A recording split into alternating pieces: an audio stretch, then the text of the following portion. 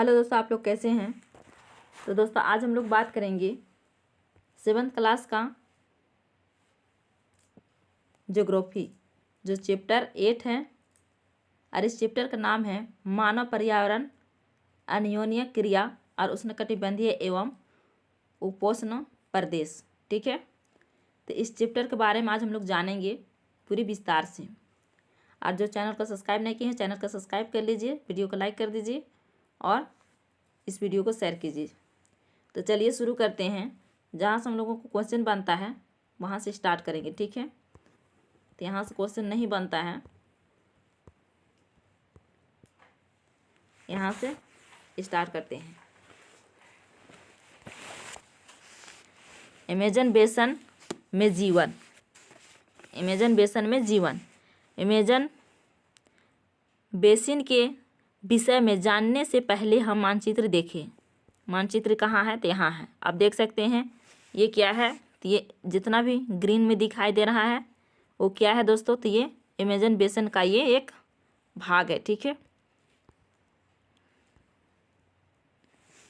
चलिए देखते हैं। ध्यान दें कि उष्णकटिबंधीय प्रदेश कर्क रेखा और मकर रेखा के मध्य स्थित है। कहाँ पर? तो कर्क रेखा और मकर रेखा के मध्य स्थित है। यानी ये पृथ्वी है। क्या है दोस्तों? ये पृथ्वी है और ये विषुवत रेखा है और ये मकर रेखा है और ये कर्क रेखा है।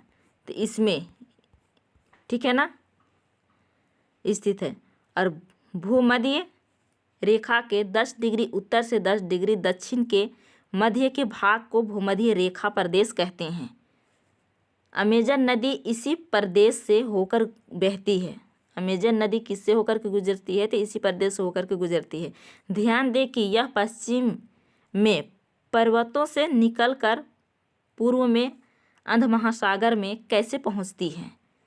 क्या होती है? तो अंध महासागर में कैसे वो पहुंचती है। जिस स्थान पर कोई नदी किसी अन्य जल राशि में मिलती है उसे नदी का मुहाना कहते हैं। क्या कहते हैं? उसे नदी का मुहाना कहते हैं। अमेजन नदी में बहुत सारी सहायक नदियां हैं और मिलकर अमेजन बेसिन का निर्माण करती है। मतलब जितना भी सहायक नदियां हैं वो सारे नदियों मिल करके अमेजन बेसिन का निर्माण करती है। जैसे कि यहाँ पर अब दिखाई दे रहा है ये सारी चीज़ क्या है? तो ये छोटे छोटे दिखाई दे रहा है, ये सहायक नदियाँ हैं।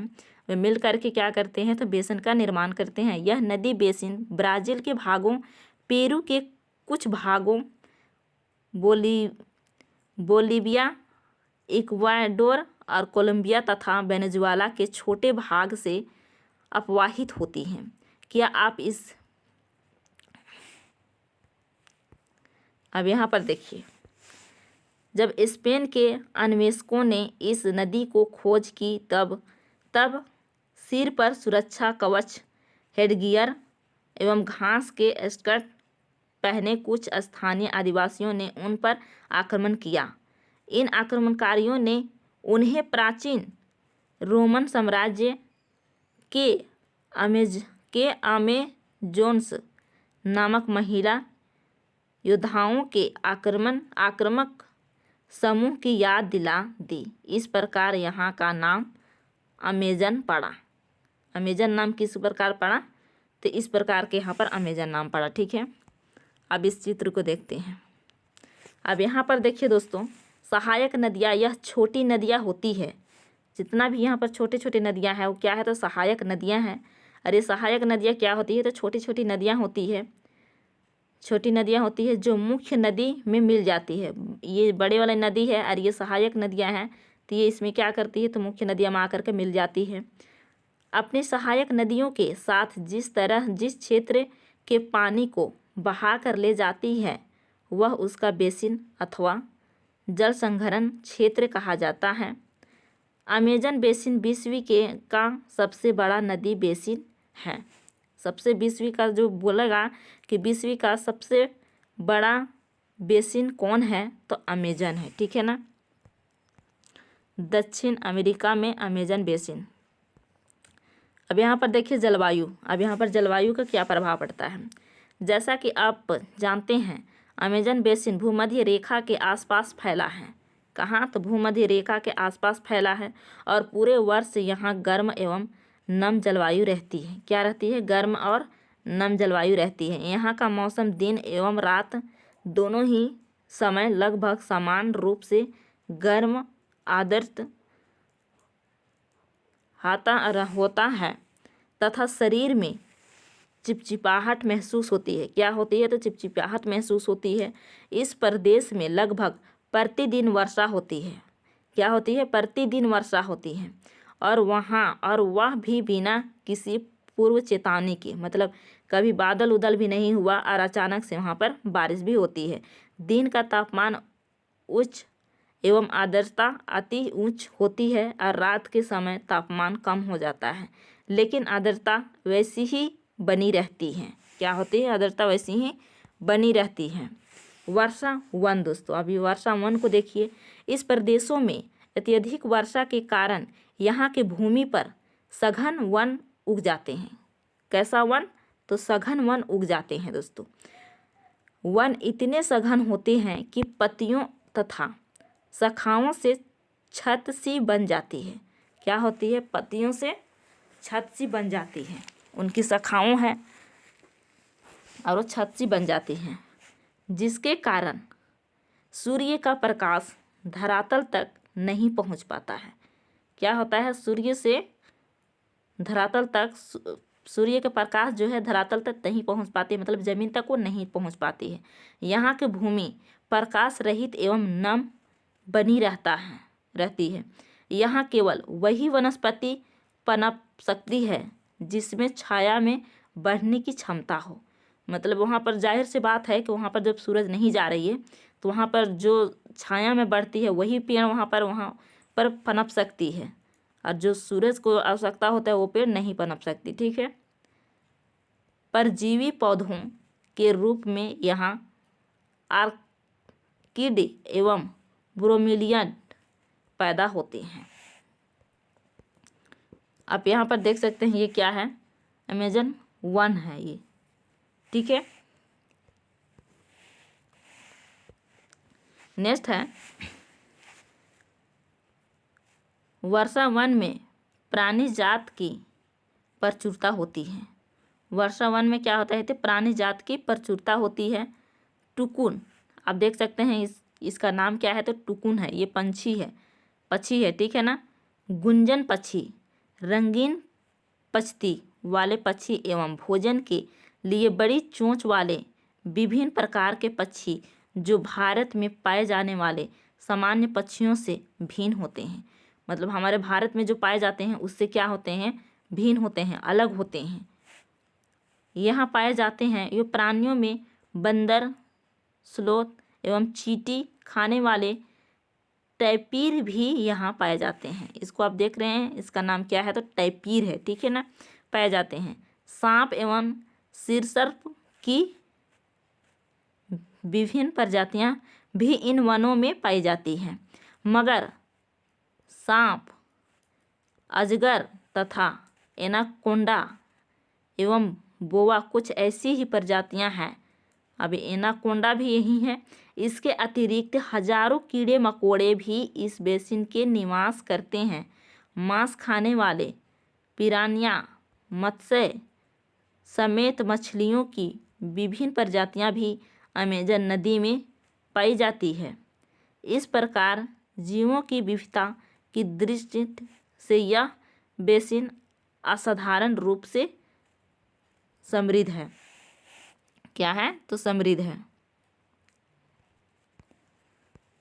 नेक्स्ट है कि वर्षा वन के निवासी, यहाँ के लोग छोटे से क्षेत्र में वन के कुछ वृक्षों को क्या करते हैं? काट देते हैं।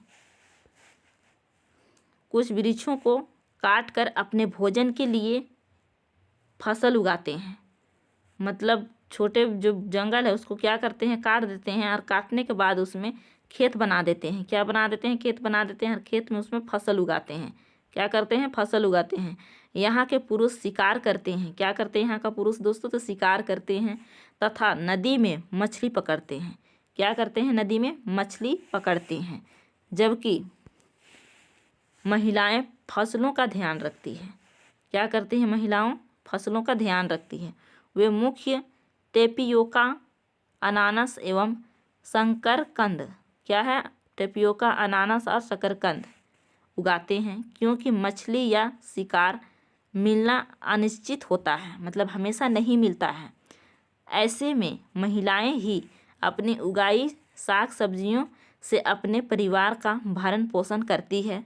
वे कर्तन एवं दहन कृषि पद्धति का प्रयोग करते हैं, यानी एक जंगल को काटा थोड़ा सा, उसके बाद फिर इसमें खेती किए, खेती करने के बाद ये बंजर होने का टाइप हो गया तो इसको छोड़ दिया, और छोड़ने के बाद दूसरा जगह चले गए, और दूसरा जगह से फिर उसको काट दिए, और काटने के बाद फिर उसमें खेती करने स्टार्ट कर दिए। तो इसी तरह से ये लोग करते थे,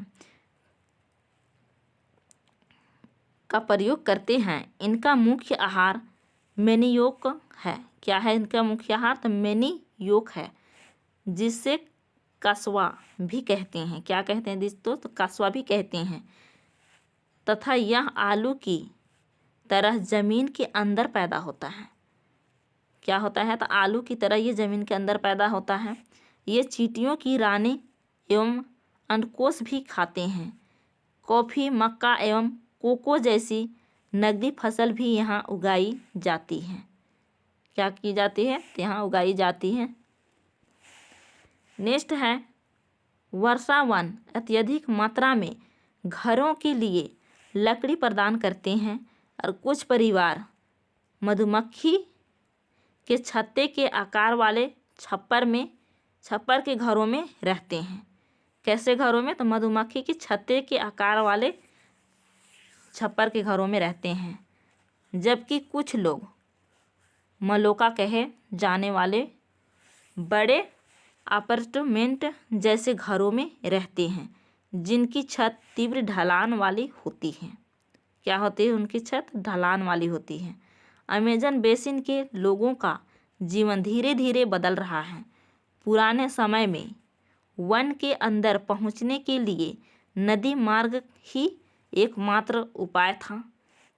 1970 में ट्रांस अमेजन महामार्ग बनने से वर्षा वन के सभी भागों तक पहुंचना संभव हो गया।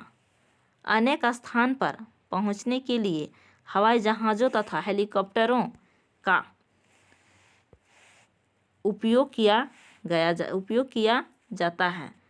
इस प्रक्रिया के फलस्वरूप वहाँ की मूल्य आबादी को उस क्षेत्र से बाहर निकालकर नए क्षेत्र में बसाना पड़ा, जहाँ वे अपने पुराने तरीके से खेती करते रहे। मतलब ये पुराने तरीकों से क्या करते रहे? तो खेती करते रहे दोस्तों। ठीक है,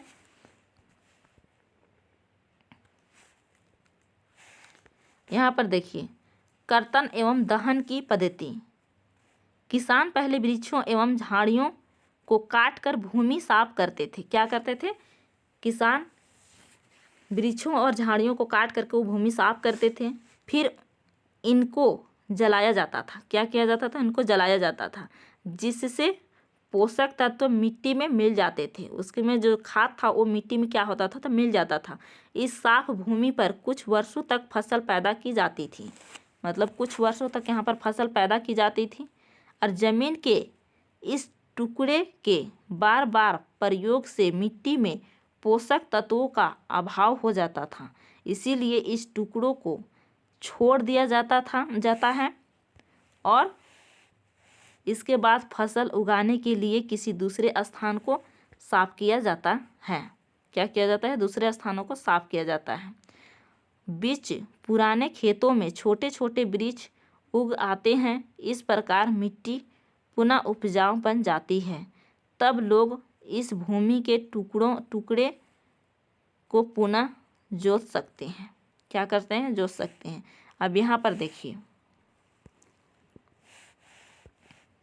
विकास की गतिविधियों के कारण जैविक विविधता वाले वर्षावन धीरे धीरे नष्ट हो रहे हैं। क्या हो रहे हैं? धीरे धीरे नष्ट हो रहे हैं। ऐसा अनुमान है कि प्रतिवर्ष अमेजन बेसिन के वर्षावन का बड़ा भाग लुप्त होता जा रहा है। मतलब जो बेसिन है अमेजन जो बेसिन है उसमें जो वर्षा वन का जो बड़ा भाग है वो क्या हो रहा है, तो लुप्त होते जा रहा है, मतलब ख़त्म होते जा रहा है।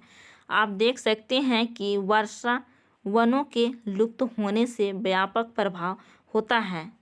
वर्षा के कारण मिट्टी की ऊपरी सतह पर ऊपरी परत बह जाती है एवं सघन वन बंजर भूमि में बदल जाता है। मतलब सघन वन बंजर भूमि में क्या होता है, बदल जाता है। जैसे कि यहाँ पर आप चित्र देख सकते हैं, इस चित्र को, ठीक है ना। इस चित्र को देखिए, इस चित्र को देखिए और इस चित्र को देखिए, ठीक है। ये वनों का क्रमिक विनाश है। अब नेक्स्ट क्या है दोस्तों, तो नेक्स्ट है गंगा ब्रह्मपुत्र बेसिन में जीवन। गंगा तथा ब्रह्मपुत्र की सहायक नदियां मिलकर भारतीय उपमहाद्वीप में गंगा ब्रह्मपुत्र बेसिन का निर्माण करती है। क्या करती है, गंगा तथा ब्रह्मपुत्र की सहायक नदियां मिलकर भारतीय उपमहाद्वीप में गंगा ब्रह्मपुत्र बेसिन का निर्माण करती है। यह बेसिन उपोष्ण में 10 डिग्री उत्तर से 10 डिग्री 30 डिग्री उत्तर अक्षांश के मध्य स्थित है।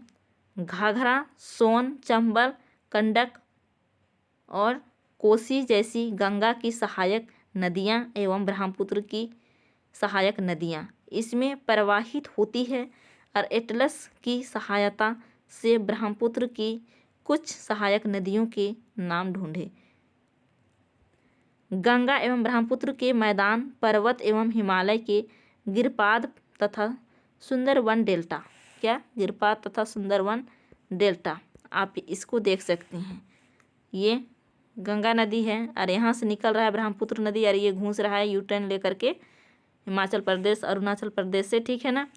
उसके बाद ये गंगा नदी इधर से आ करके यहाँ पर मिल करके यहाँ पर क्या बना रहे हैं, तो ये डेल्टा बना रहे हैं, ठीक है। और ये है छोटे छोटे दिखाई दे रहा है, ये गंगा नदी का सहायक नदियाँ हैं, ठीक है।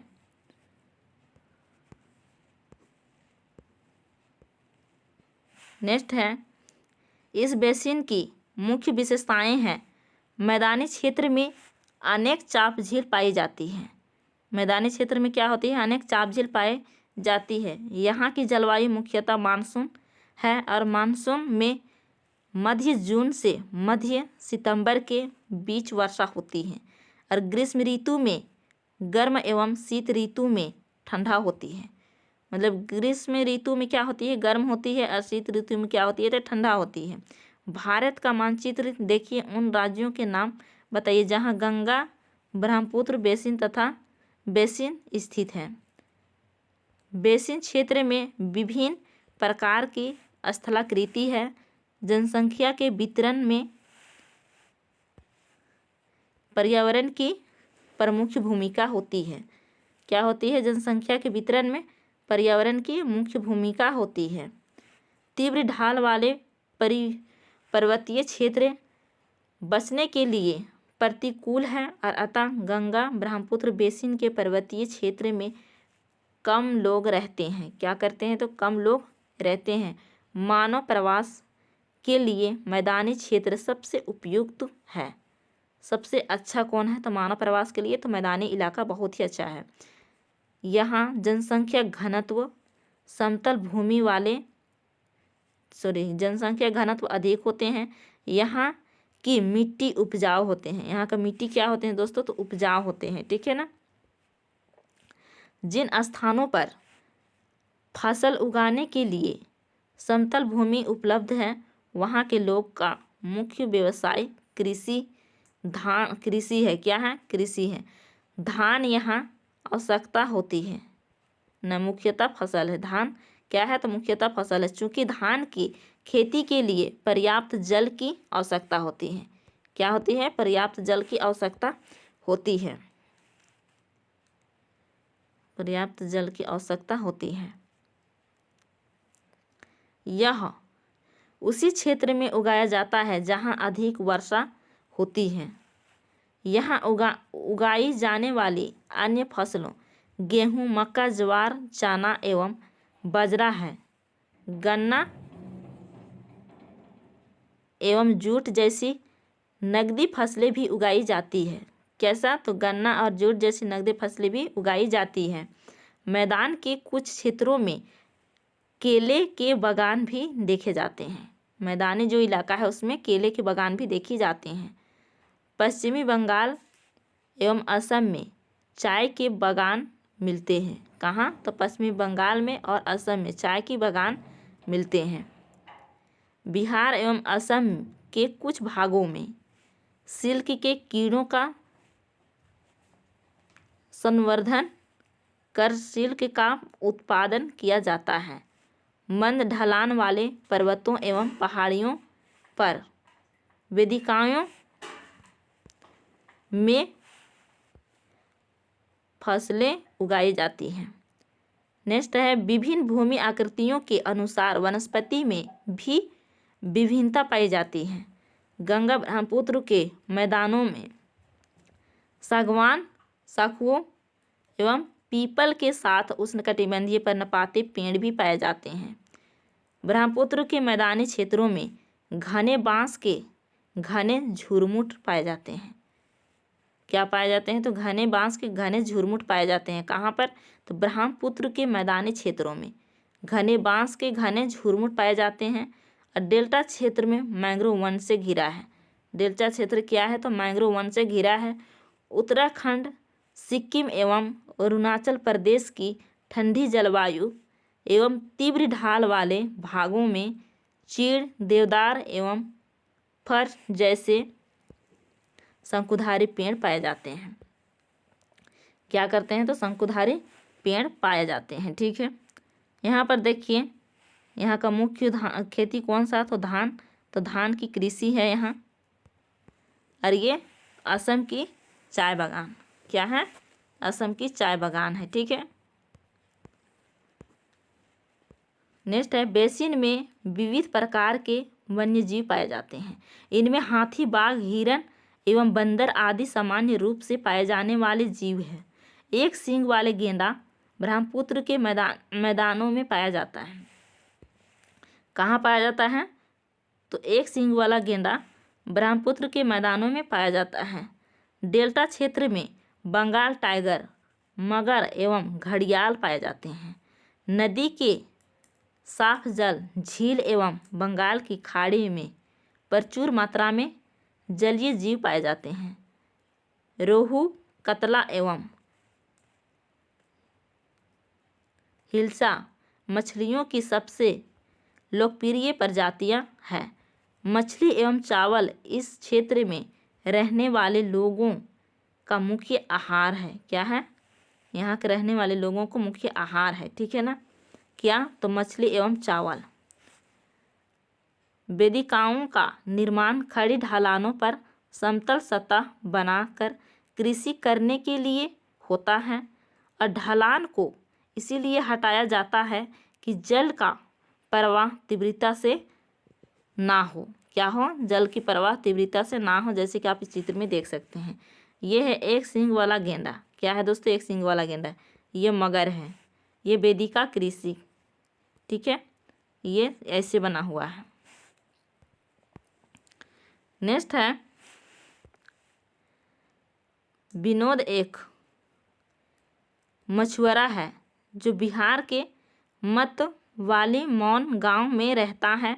आज वह एक पर्सन व्यक्ति है। मछलियों के विभिन्न प्रजातियों को पहले के लिए उसने अपने साथी मछुआरों रविंद्र किशोर राजू तथा अन्य के साथ मौन या चाप झील को साफ किया। झील में उगने वाले स्थानीय खरपतवार, ये साफ झील है। इसमें देखिए, गंगा एवं ब्रह्मपुत्र नदी के आलवन जल में एक प्रकार की डॉल्फिन पाई जाती है और स्थानीय भाषा में उसे सुसु कहा जाता है अथवा आधी डॉल्फिन। सुसु की उपस्थिति से जल की शुद्धता का पता लगता है। इसे ABC में ये कौन सा विकल्प सही है, ऐसा वाला क्वेश्चन में ये आया था। ठीक है ना। नेक्स्ट है, किसरायन की अत्यधिक मात्रा वाले गैर उपचारित औद्योगिक एवं शहरी गंदगी इन प्रजातियों को नष्ट कर रहा है। क्या कर रहा है? नष्ट कर दे रहा है। ठीक है ना, ये डॉल्फिन है। ठीक है। बेलिनोरिया हाइड्रिली मछलियों का भोजन बनते हैं। झील के आसपास की भूमि उपजाऊ है। वह इस जमीन पर धान, मक्का एवं दलहन जैसी फसलें बोता है और खेत की जुताई के लिए भैंस का उपयोग किया जाता है। खेत को जोतने के लिए क्या किया जाता है? तो भैंस का उपयोग किया जाता है। खेत की जुताई के लिए भैंस का उपयोग किया जाता है। वहाँ के लोग बहुत संतुष्ट हैं। कहाँ के लोग? तो वहाँ के लोग बहुत संतुष्ट हैं। मैं पकड़ने, खाने व बेचने के लिए काफ़ी मछलियाँ हैं जिन्हें पकड़कर वे पास के शहरों में भी बेचते हैं। यह समुदाय प्रकृति के साथ समरसता बनाकर रहता है।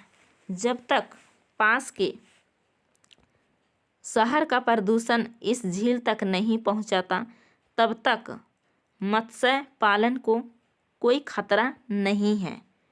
ये प्रदूषित झील है। क्या है? ये प्रदूषित झील है।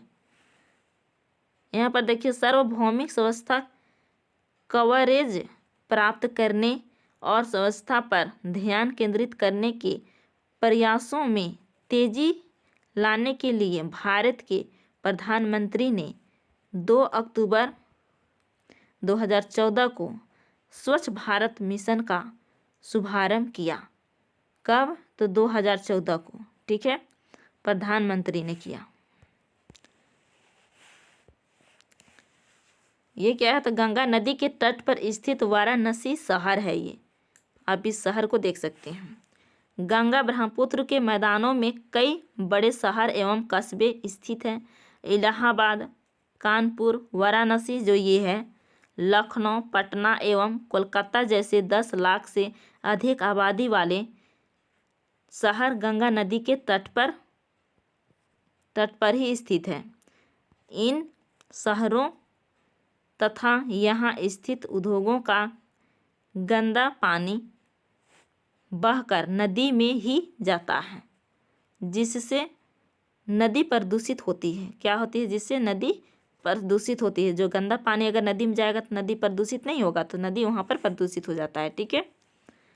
नेक्स्ट है दोस्तों कि बेसिन के यातायात का सुविकसित तंत्र उपस्थिति है। आप देख सकते हैं कि गंगा ब्रह्मपुत्र बेसिन में यातायात के 4 मार्ग सुविकसित है और मैदानी इलाकों के लोग सड़क मार्ग एवं रेल मार्ग द्वारा एक स्थान से दूसरे स्थान तक जाते हैं। नदी के तटीय क्षेत्रों में जल मार्ग यातायात का प्रभावशाली माध्यम है। कोलकाता हुगली नदी पर स्थित एक महत्वपूर्ण पतन है। मैदानी क्षेत्र में कई बड़े हवाई पतन भी स्थित है। इसमें देखिए, गंगा नदी के संरक्षण के लिए नमामि गंगे कार्यक्रम को शुरू किया गया। नेक्स्ट है, पर्यटक इस बेसिन की एक महत्वपूर्ण क्रिया है। अगर आगरा में यमुना के किनारे स्थित ताजमहल, इलाहाबाद में गंगा एवं यमुना नदी का संगम, उत्तर प्रदेश एवं बिहार में बौद्ध स्तूप और लखनऊ में इमामबाड़ा और असम में काजीरंगा एवं मानस वन प्राणी अभियान वन तथा अरुणाचल प्रदेश की विशिष्ट जनजातीय संस्कृति जैसी कई दर्शनीय स्थल हैं। मानस वन प्राणी अभयारण्य में बाघ। ठीक है।